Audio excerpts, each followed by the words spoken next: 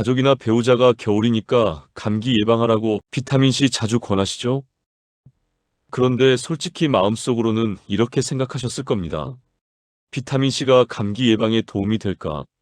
그게 그렇게까지 중요한 영향을 미칠까? 저는 시니어 건강 컨설턴트 김도현입니다. 상담실에서 어르신들을 만나면 이런 질문을 정말 자주 듣습니다. 선생님, 어떤 사람은 나이가 들어도 건강한데, 어떤 사람은 자꾸 몸에 이상이 생기는 건 왜 그런가요? 이 질문의 답은 생각보다 멀리 있지 않습니다. 결국 사람을 무너뜨리는 병은 크게 세 가지입니다. 암, 치매, 그리고 혈관 문제죠. 이 가운데 혈관 질환은 관리만 잘하면 피할 수 있는 병에 가깝습니다. 반면에 암과 치매는 지금도 어렵긴 하지만 분명히 예방은 가능한 병입니다. 그런데 여기서 중요한 게 있습니다. 이 세 가지를 함께 묶는 공통 분모가 있다는 거예요. 바로 활성산소라는 겁니다. 활성산소요? 이게 뭐냐면 우리가 숨 쉬고 먹고 움직이고 스트레스를 받으면서 살아가는 과정에서 반드시 생기는 겁니다.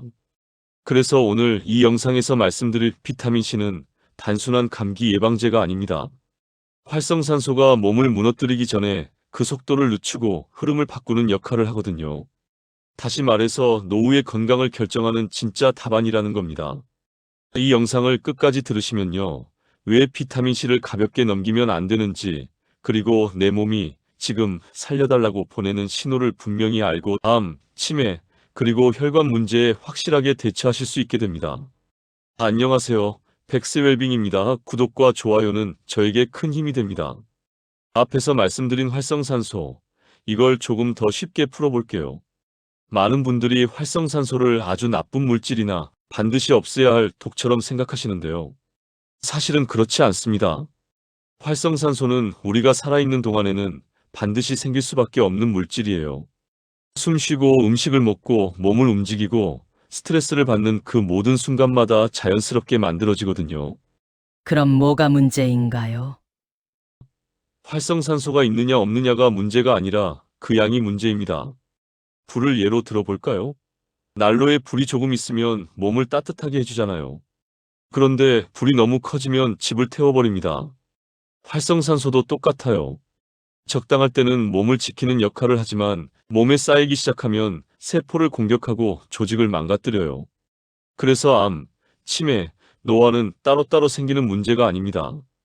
똑같은 출발선에서 시작해서 다른 모습으로 나타난 결과라고 보셔야 해요. 암은 세포가 활성산소의 공격을 오래 견디지 못한 결과고요. 치매는 뇌세포가 그 손상을 감당하지 못한 결과예요. 노화 역시 마찬가지입니다. 몸이 늙는 게 아니라 손상이 쌓이고 쌓인 결과죠. 특히 이 문제가 나이 드신 분들한테 더 치명적인 이유가 있어요. 뇌는 우리 몸에서 산소를 가장 많이 쓰는 장기예요. 그만큼 활성산소도 많이 생기고 손상에 취약합니다. 혈관은 하루도 쉬지 않고 계속 쓰이잖아요. 매일 미세한 상처가 생기고 그걸 회복하면서 버텨야 해요. 그런데 나이가 들수록 이 회복 속도가 느려집니다. 젊을 때는 이 손상을 몸이 어느 정도 버텨내요. 하지만 나이가 들면 버티는 힘이 먼저 약해집니다. 그래서 겉으로는 멀쩡해 보여도 안에서는 조금씩 무너지고 있는 상태가 되는 거예요. 어느 날 갑자기 병이 생긴 것처럼 느껴지는 이유가 바로 여기에 있습니다. 여기까지 들으셨다면 이렇게 느끼실 거예요. 아, 이건 남 얘기가 아니구나. 내 몸에서도 이미 벌어지고 있는 일이구나. 이걸 이해하는 순간부터 건강을 지키는 방향은 완전히 달라집니다. 여기까지 들으셨다면 이제 흐름이 보이실 거예요. 암이나 치매가 갑자기 생기는 게 아니라 활성산소라는 공통원인 위에서 서서히 준비된다는 점 말이에요. 그렇다면 여기서 자연스럽게 이런 질문이 나옵니다. 그래서 이걸 어떻게 막아야 합니까? 바로 이 지점에서 비타민C 이야기를 해야 해요. 그런데 먼저 한 가지 인식부터 바로잡을게요. 비타민C를 감기 예방용 영양제 정도로만 알고 계셨다면요. 그건 비타민C의 아주 일부만 보신 겁니다. 비타민C는 우리 몸에 꼭 필요한데 스스로는 만들지 못하는 거의 유일한 물질이에요. 동물들은 대부분 자기 몸 안에서 비타민C를 합성합니다. 개도, 고양이도, 소도 그래요. 그런데 사람만 이 기능을 잃었어요. 그래서 매일 밖에서 공급하지 않으면 몸은 바로 비타민 부족 상태로 들어갑니다. 나이가 들수록 이 부족은 더 빨리, 더 크게 나타나요. 그리고 더 중요한 사실이 있어요. 비타민C는 혈액에 조금 떠다니는 물질이 아니에요.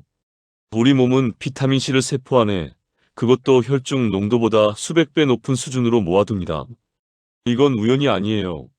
활성산소가 실제로 세포 안에서 문제를 일으키기 때문이죠.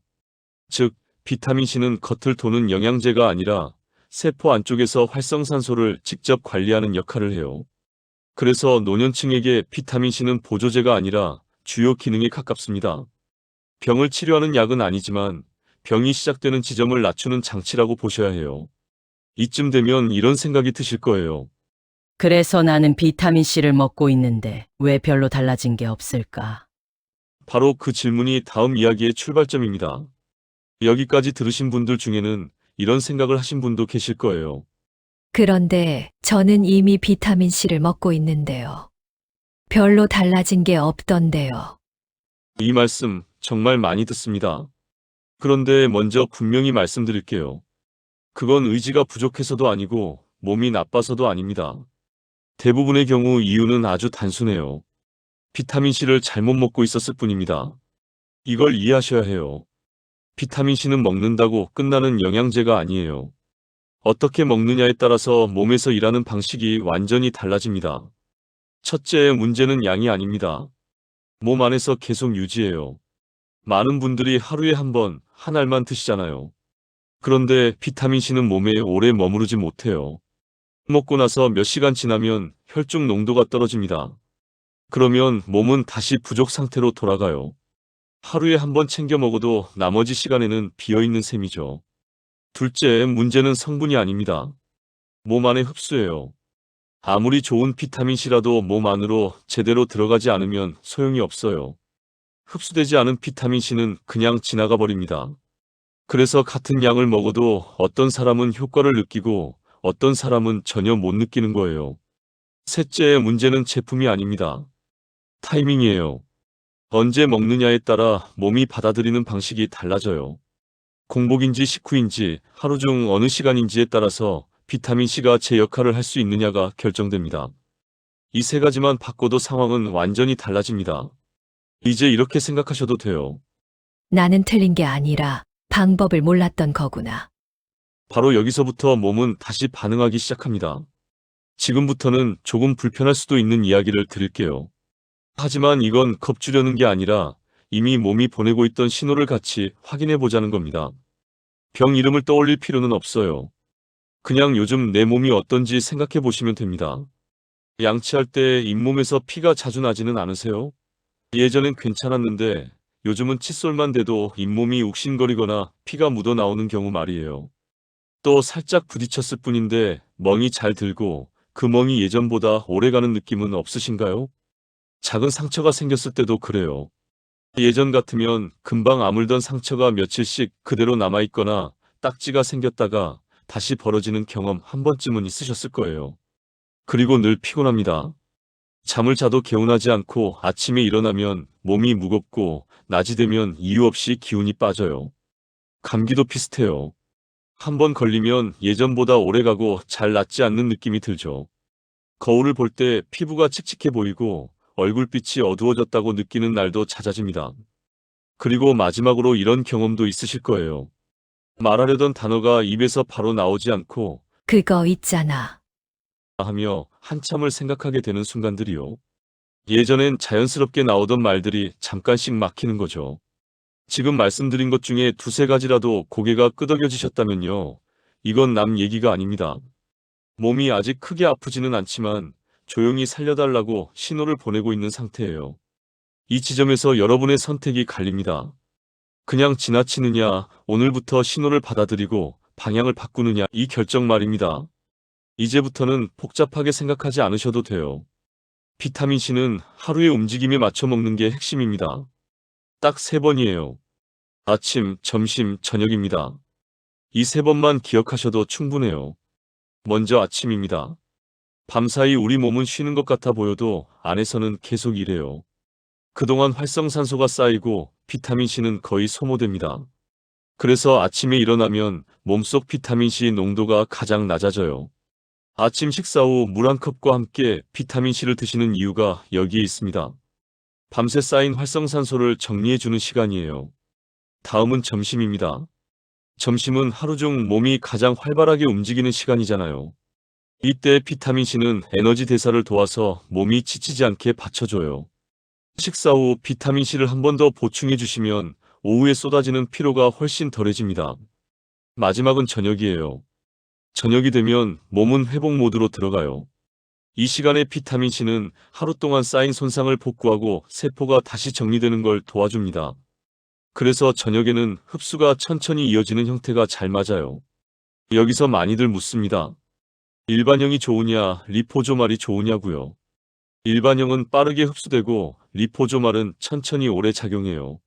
아침과 점심에는 일반형, 저녁에는 리포조말을 쓰면 하루 리듬에 맞추기 좋습니다. 물도 중요해요. 비타민C는 물과 함께 들어가야 제대로 작동합니다. 커피는 최소 1시간 뒤에 드시는 게 좋고요. 철분은 함께 먹으면 도움이 돼요. 저녁에는 콜라겐과 같이 드시면 회복 효과가 더 잘 느껴집니다. 이렇게 하루를 그려보세요. 내일 아침 식사 후 물 한 컵과 비타민C를 드는 장면이 자연스럽게 떠오르신다면 이미 반은 시작하신 겁니다. 좋은 이야기보다 먼저 조심해야 할 이야기부터 드릴게요. 이걸 알고 시작하셔야 비타민C가 도움이 되고 오래 갈 수 있습니다. 먼저 위가 약하신 분들이요. 비타민C는 신성질이 있기 때문에 공복에 드시면 속이 쓰릴 수 있어요. 이런 분들은 반드시 식사 후에 드시고요. 처음에는 양을 줄여서 시작하시는 게 좋습니다. 몸이 적응하면 그때 천천히 늘리셔도 늦지 않아요. 신장 질환이 있으신 분들도 주의가 필요합니다. 비타민C는 몸에서 처리되는 과정이 있기 때문에 신장이 약하신 분들은 많은 양을 장기간 드시는 건 피하셔야 해요. 이 경우에는 욕심내지 말고 적은 양을 나눠서 꾸준히 드시는 게 안전합니다. 당뇨가 있으신 분들은 형태를 잘 고르셔야 해요. 맛이 달거나 젤리처럼 씹어먹는 제품은 불필요한 당분이 들어있는 경우가 많아요. 이런 제품보다는 기본 형태를 선택하시는 게 낫습니다. 흡연이나 음주가 잦은 분들은 상황이 조금 달라요. 담배와 술은 비타민C를 빠르게 소모시켜요. 그래서 이런 분들은 부족해지기 쉽죠. 그렇다고 무작정 양을 늘리기보다는 하루에 나눠서 드시는 쪽이 훨씬 효과적입니다. 마지막으로 커피와 칼슘이에요. 비타민C를 드신 직후 커피나 차를 마시면 몸에 머무르는 시간이 짧아져요. 최소 1시간은 띄워주세요. 칼슘 보충제를 드신다면 시간 간격을 두는 게 안전합니다. 이렇게 시작하셔야 비타민C를 잠깐 쓰는 보조제가 아니라 오랫동안 내 편으로 쓸 수 있습니다. 이제 궁금해지실 겁니다. 그래서 이걸 계속하면 몸이 어떻게 달라지느냐 말입니다. 여기서 중요한 건 극적인 변화가 아니라 느껴지는 변화입니다. 몸은 생각보다 솔직합니다. 처음 며칠은 큰 변화가 없을 수도 있습니다. 하지만 빠르면 2에서 3일 사이에 가장 먼저 달라지는 건 아침입니다. 일어났을 때 몸이 덜 무겁고 눈이 조금 더 잘 떠지는 느낌을 받으시는 분들이 많습니다. 아주 사소해 보여도 이게 첫 신호입니다. 일주일쯤 지나면 피로의 결이 달라집니다. 예전처럼 이유 없이 축 처지는 느낌이 줄고 오후가 조금 덜 버겁게 느껴집니다. 감기에 걸렸다면 회복이 빠르다고 느끼거나 이번엔 덜 힘들게 지나갔다. 라는 말을 하게 됩니다. 한 달 정도 지나면 겉으로 보이는 변화가 나타납니다. 피부가 덜 칙칙해 보이고 얼굴빛이 맑아졌다는 이야기를 듣기도 합니다. 잇몸이 덜 예민해지고 작은 상처가 예전보다 빨리 정리되는 걸 스스로 느끼게 됩니다. 이 시점부터 중요한 변화가 하나 더 생깁니다. 몸에 대한 감각이 돌아옵니다. 아, 이걸 하니까 이렇구나. 이건 빼먹으면 바로 티가 나는구나. 이런 느낌이 생기면 건강은 더 이상 남이 관리해 주는 게 아니라 내가 조절할 수 있는 영역이 됩니다. 비타민C는 몸을 갑자기 바꾸는 약이 아닙니다. 대신 몸이 무너지는 방향을 조금씩 다른 쪽으로 돌려놓습니다. 그 변화가 쌓이면 노후의 컨디션은 분명히 달라집니다. 지금부터는 복잡하게 생각하지 않으셔도 됩니다. 이 영상에서 말씀드린 내용을 딱 이 정도로만 정리하시면 됩니다. 이 체크리스트만 기억하셔도 비타민C는 충분히 내 편이 됩니다. 첫째, 언제 먹느냐입니다. 비타민C는 하루 한 번이 아니라 아침, 점심, 저녁으로 나눠 먹는 게 기본입니다. 아침에는 밤새 쌓인 걸 정리하고, 점심에는 에너지 대사를 받쳐주고, 저녁에는 회복을 돕습니다. 이 리듬이 가장 중요합니다. 둘째, 어떤 형태를 쓰느냐입니다. 아침과 점심에는 빠르게 보충되는 형태가 잘 맞고, 저녁에는 천천히 오래가는 형태가 편합니다. 한 가지로만 고집하지 않아도 됩니다. 시간대에 맞춰 나눠 쓰시면 됩니다. 셋째, 무엇과 함께 먹느냐입니다. 물은 꼭 함께 드세요. 커피나 차는 최소 1시간 뒤로 미루는 게 좋습니다. 철분은 함께 먹어도 괜찮고, 저녁에는 콜라겐과 같이 드시면 회복에 도움이 됩니다. 넷째, 무엇을 피하느냐입니다. 비타민C를 드신 직후 커피, 탄산, 과도한 가공식품은 피하시는 게 좋습니다. 흡연이나 음주는 비타민C를 빨리 소모시킨다는 점도 기억해 두세요. 다섯째, 내 몸에 맞추는 겁니다. 위가 약하면 식후에, 신장이 약하면 욕심내지 말고, 당뇨가 있으면 달지 않은 형태로 선택하시면 됩니다. 정답은 하나가 아니라 내 몸에 맞는 방식입니다. 이 5가지만 기억하시면 됩니다. 비타민C는 많이 아는 사람이 아니라 꾸준히 맞게 쓰는 사람이 잘 사용하는 것입니다. 오늘 이 영상을 여기까지 들으신 분들은 아마 마음속에 이런 생각이 남아 계실 겁니다. 건강이란 게 갑자기 지켜지는 건 아니구나. 맞습니다. 건강은 어느 날 갑자기 좋아지지도 어느 날 갑자기 무너지지도 않습니다. 아주 조용히 매일의 선택 속에서 방향이 정해집니다. 우리는 늘 큰 병 이름에만 시선을 빼앗깁니다. 암, 치매, 혈관 질환 같은 말만 들으면 겁부터 납니다. 하지만 오늘 이야기의 핵심은 그 병들이 아닙니다. 그 병들이 시작되기 훨씬 전 몸 안에서 이미 벌어지고 있던 작은 변화였습니다. 그리고 그 변화를 어떻게 관리하느냐가 노후를 완전히 갈라놓습니다. 비타민C는 기적의 약이 아닙니다. 병을 단번에 고치는 치료제도 아닙니다. 하지만 분명한 건 활성산소로 인해 몸이 무너지는 속도를 늦추고 흐름을 바꾸는 힘이 있다는 겁니다.